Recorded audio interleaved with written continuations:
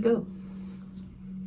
If you're buying a condo in Manila, planning to Airbnb it, and you live overseas, this video might save you thousands of pounds or dollars and potentially years of headaches. Yes, over the last few months, we've spoken to multiple Airbnb management companies in BGC. So some look fantastic and some sounded too good to be true, and some contracts honestly scared us. Yeah, probably 5 to 10 we've spoken already, and we had a little bit of experience, I would say. Yes. Today we're sharing everything we learned, how to find a management company, how to compare them, what questions to ask, what hidden charges to watch for, and how much companies actually charge, and why your special power of attorney, or SPA as they Yeah. call it very popular, could expose you to a huge risk if it's written incorrectly. So if you're planning to buy a condo in Philippines for Airbnb, watch this video until the end. Yep. We might even tell you which company we've chosen. Yes. We genuinely wish we had this guide before we started our journey. Yes. So one of the questions we get all the time is, why don't you just manage the Airbnb yourselves? Seems simple. It's very simple. We live in UK, and if a guest loses the key, or the air conditioning stops working, or the cleaner gets sick, or if there's any other emergency that happens during midnight or in the middle of the day, we can't exactly jump on the plane.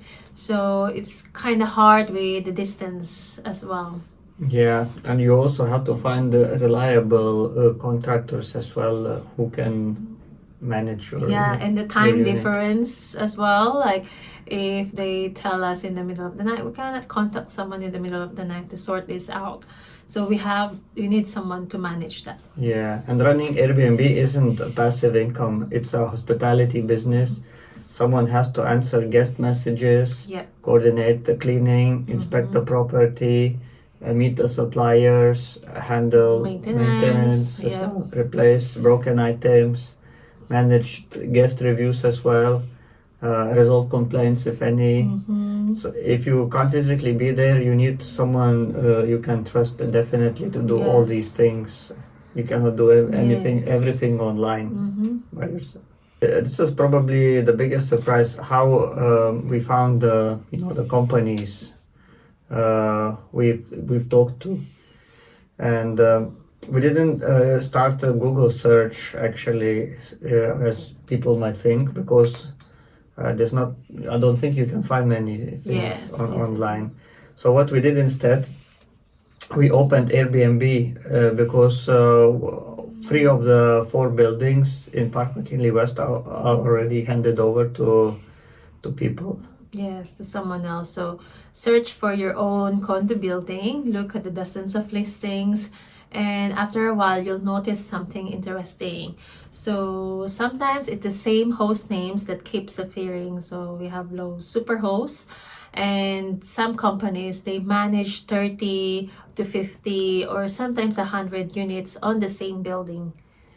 And those are the companies that you should contact first. Yeah, and why? Because they already know the building, they don't know PMO and regulations for Airbnb management. They know all the check-in procedures and what's required actually to check in the guests. Yeah, they know the staff. They know the staff. They know security as well, rules, and probably also they know cleaners who work, I think, in these buildings. Yes, so they have their contacts for all these people. So it's really kind of handy as well, and very easy for them to manage. Yeah, and they also know which designs actually attract people to the specific building. I think that experience is incredibly valuable. So you should look for someone who's managing at least I would say 5 to 10 units already in your building. And also their experience already with managing, so they know what's the do's and don'ts.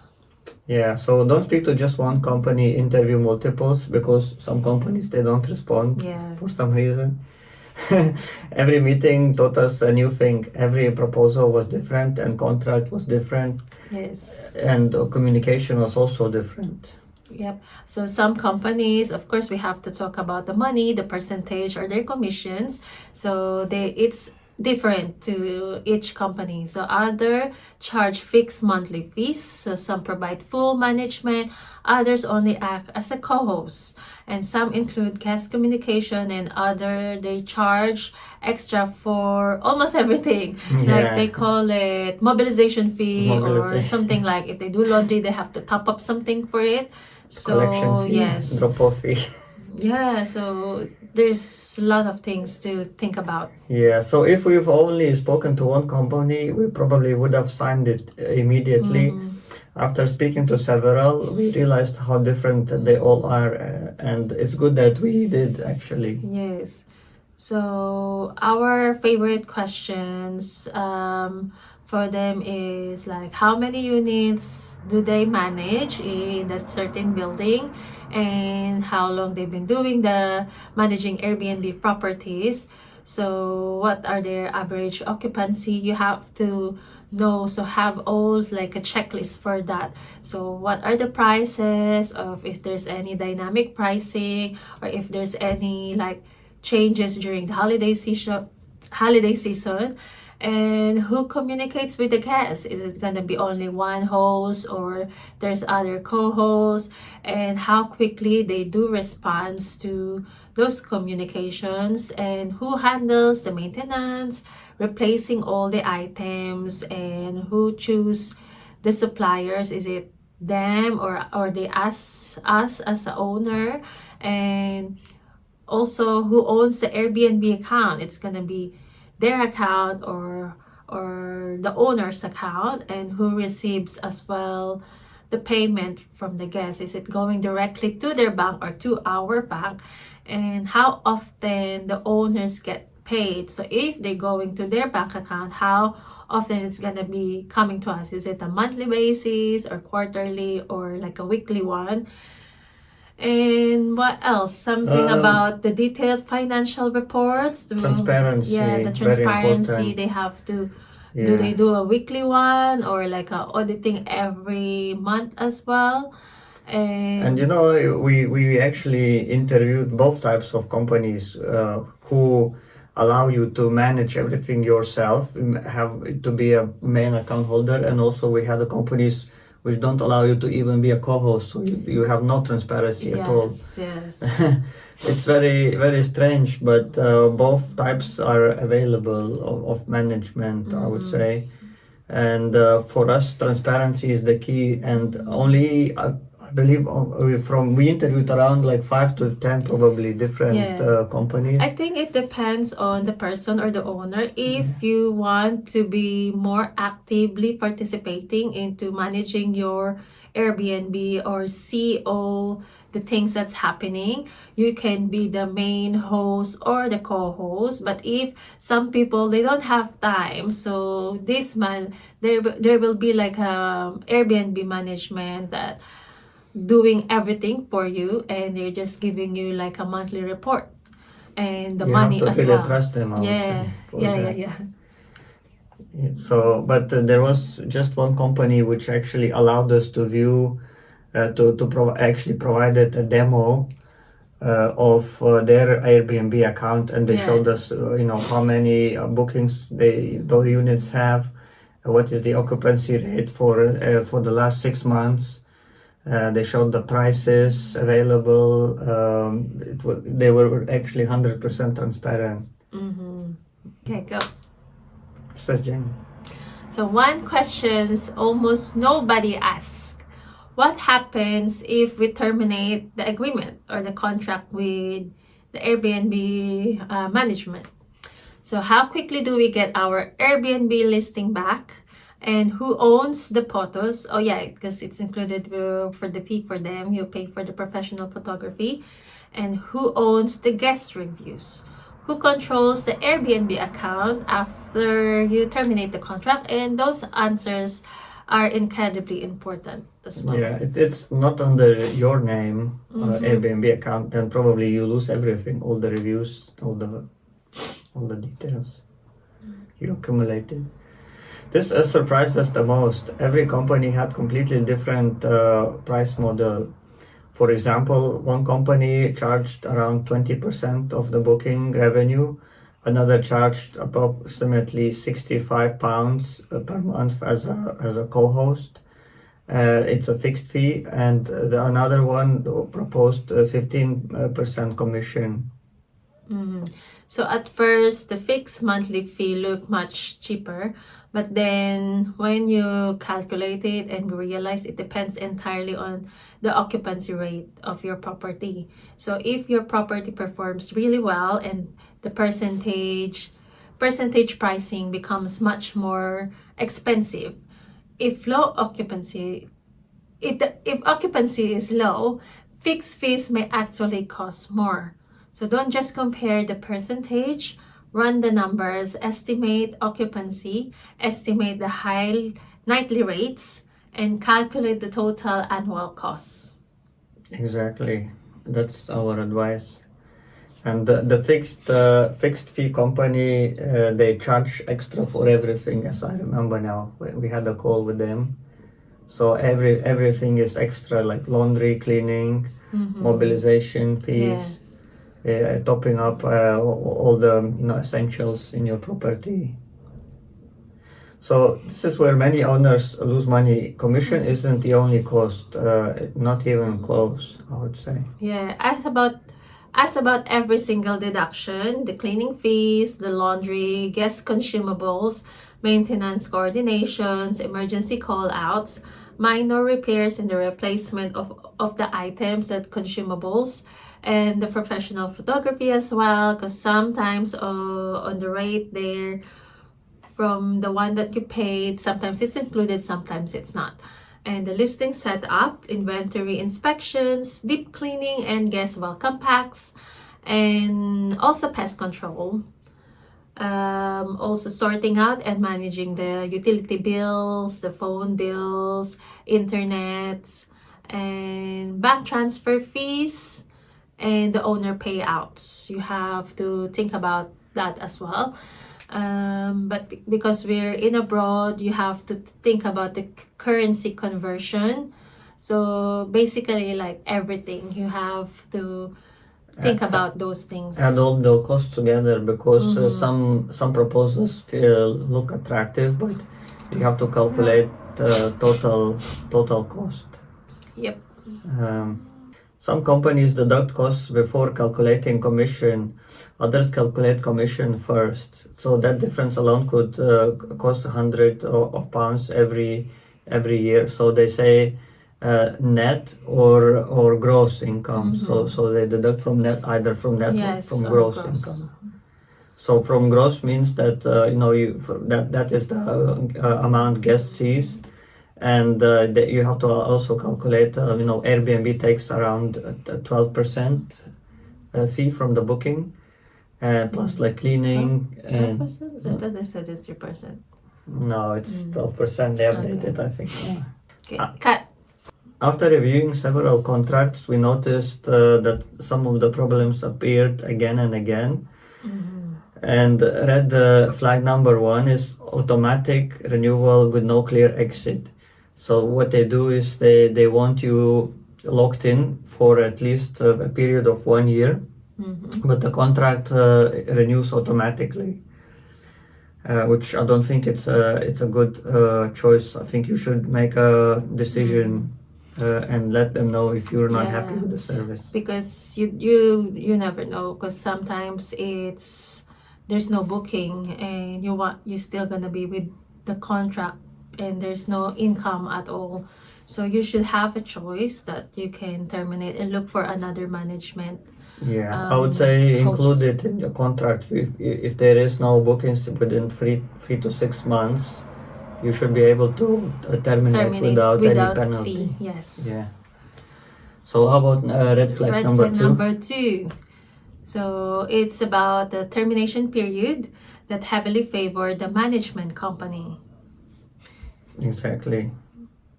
What can you say about Yeah, that? so with that, like what we talk about with red flag number one, so because if you terminate it, usually they ask for a termination fee. And also, it's like everything like photo reviews, you have to think about that. You have to think about if it's included in the SPA. So all those things are going to the um, Airbnb management host. Yeah, some of them they even keep your onboarding fees. So some companies they charge 10 or 15,000 pesos as onboarding fee or emergency fund. So if you terminate, they actually in the contract they say we keeping Yeah. that money. And they ask you about like they're asking about like a month before you terminate. So you give 30 it days. 30 days. Yeah. Exactly. So how about red flag number three? Yeah. So red flag number three is the no performance standard. So what occupancy are they expected to achieve and how quickly must they respond? How often do they inspect the property? And many contracts never say that. Exactly. That is a big red flag, I would say, because if there is a damage, guests actually do something, and there is no booking after, then yeah, then this damage actually lands on you. And in a contracts also, I noticed that, and no one actually wants any liability for any damage. So every contract I read, actually, they all have a clause saying the co-host or Airbnb manager has no responsibility for any guest damage. Yes. But yeah, that's a big red flag because everything falls on you. Mm-hmm. You also have to rely on Airbnb air cover as well, Yes. which Yes. can be sometimes controversial as well. Yeah, because it's gonna be included into your assets liability. So you have to think about that. It's not only expenses. You need to have some income as well. Yeah, exactly. So red flag number four, unlimited authority to spend money. So I also noticed that some contracts allowed managers to authorize repairs without meaningful limits. That should That always have a clear approval thresholds. Yeah, you don't want some repairs to cost over like 5, 10,000 pesos. There should be a limit they can use. And if it's a bigger issue you have in your condo, it should be authorized by the owner. That's right. How about red flag number 5?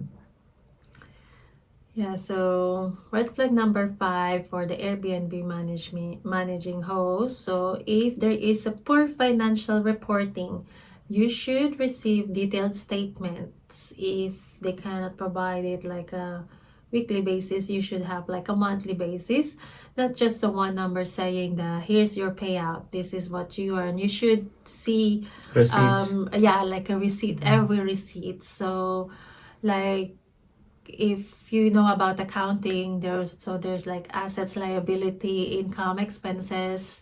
So you should have those accounting sheets. Yes.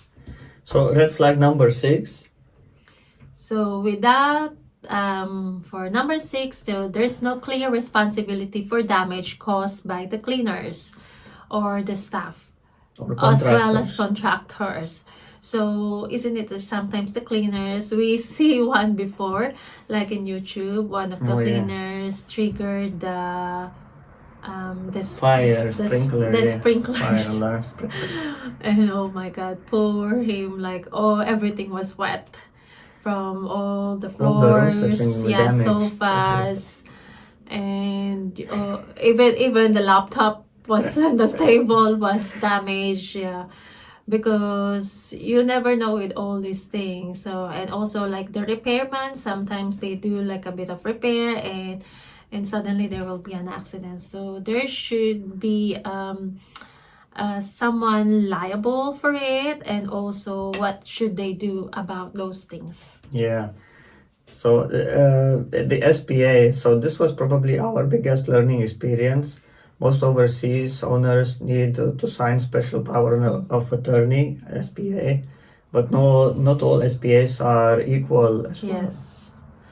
So some jobs gave almost unlimited authority, and that made us very uncomfortable because they Yeah. can just do whatever they want. So if there's no one in the property, maybe they can do it like what is that? Like an illegal illegal bookings. Yeah, so they have authority to enter your unit anytime they want. So what SPA said is just to do any activity associated with this property. I think that was the most open SPA I received. So our advice would be to have a limits, because SPA can be written in any wording you like Yes. by the attorney. It can be done, I think, by solicitor or even the embassies. They have some templates, but the best option is to use attorney if you're not legally sound, or you don't know the law. So what SPA should say for Airbnb management Yes, we is, wanted something more specific. So yeah, no selling, no remortgaging, no refinancing, no renting. no transferring of ownership of SPA. Yes. It should have an end date as well. So very common is it's open ended. There's no end date for the SPA. Yes, no borrowing money, no opening bank accounts, please. Yeah, exactly. All these basic things should included in there. It should allow authority only to manage the unit, register new guests, cleaning, and allowing contractors. If there's any issue, that should be Yeah. clearly stated in the SPA. And ideally, there should also be a financial limit. So, for example, repairs above an agreed amount should require written approval from the owner. Yeah, some they do tell us, like, of course they were going to ask you about this, and then we'll give you a receipt and blah blah blah. Yeah. So limited SPA protects both sides. The management company still has enough authority to operate efficiently, while you remain in control of your investment. So no one can take your precious condo away. Because there are a lot of scams floating around, so you have to be careful from the legal side as well. So in the end, how did we choose our management Airbnb manager? Yes, so we don't choose the cheap one, of course. We use the one which good in communication, and if emails or the reply took for almost a week, that is also a warning sign. And if answers were vague, another warning sign. So I think you book someone that's supposed to having a meeting, but then there's no any reason, email or any text that they cannot attend that meeting at all. She just messaged me after one day saying I was off today. So from the start, it's kind of a bit unreliable. I know we got used to like a Filipino time and stuff like that, but if you are talking with foreigners or other like of nationality, you have to stick to the time and be on time as well. And what else? Also flexibility. So if you want particular things to be in your unit, let's say some like water for the guests, they should be flexible to provide these things. If you require some extra services, they should be also flexible based on your needs, based on your condo. And also they should be transparent. So we chosen company which actually did the demo to us. So they showed their full transparency. They showed the 3 units they manage in Park McKinley West, and they showed all the statistics and communication ratings and booking, how many days it's booked every month. Very, very transparent. So this is probably the best management company we ever Yeah, interviewed. and also being patient as well and answering all our questions. And you can like hear from the tone of their voice if they're happy to explain everything and if they're confident as well about their company. Because sometimes like there are some people like maybe because it's about not really language barrier, but maybe because sometimes they're not confident in explaining when we ask some questions. But some company are like, okay, I will going to try and find out with the others, so they don't have those answers when we ask some questions, because maybe they don't deal with those specific things. But I never reply. yeah, because but for us we want Yeah. some clarity and transparency as well. So there are some are really good at explaining, but at the same time, we want someone who's really like good with communication and also being transparent. Yeah. Trust matters more than saving a few percentage points, I would say. This company is looking after one of the biggest investments, so choose carefully. Mm-hmm. So, final advice. What is the final advice, Jenny? So if you're starting this journey, don't rush. Interview several companies. Read every contract and also questions every fee. Negotiate every clause and also read the reviews. Yeah. So Yeah. every contract, can be negotiated. So if you don't agree with something, just ask them to change. However, we did that, and some of them they didn't even reply. Mhm. So I don't- Yes. it could be a scam, or it could be just I don't know, unwillingness to cooperate. Maybe I'm not sure. Yeah. Because it's like if you're a company and we're a potential customer, or like gonna be your, or like a buyer or something like that, so you have to like communicate properly. Because sometimes replying back, maybe they're short of staff, maybe they're really busy, but you should communicate with your customer all the time. Because even though those potential buyers won't be signing up into your company, but you're going to give them a good impression that, oh, this company is really good with communications, they reply really fast. Because most of the time, if you look back, if you go review in some of the company, most of the negative review is they don't communicate, they don't Yeah. email you back. So those are the things that make the company really bad. Yeah. So we nearly signed our first contract, and looking back, that would have been a big mistake, I would say. We would have lost all the transparency of all the bookings. The SPA would have allowed them to do whatever activities they want with no termination date as well. So yeah, when you have interviews with companies, every time you learn something new, how they manage. Yes. So yeah, it taught us a lot of things before we didn't know about Airbnb management. Yeah. And this video, I hope it saves for you from making the same mistakes, and gives you more insights what to look for when you're looking for Airbnb management company. Yeah, because sometimes it's easy, like, oh, I found someone that I can manage your company.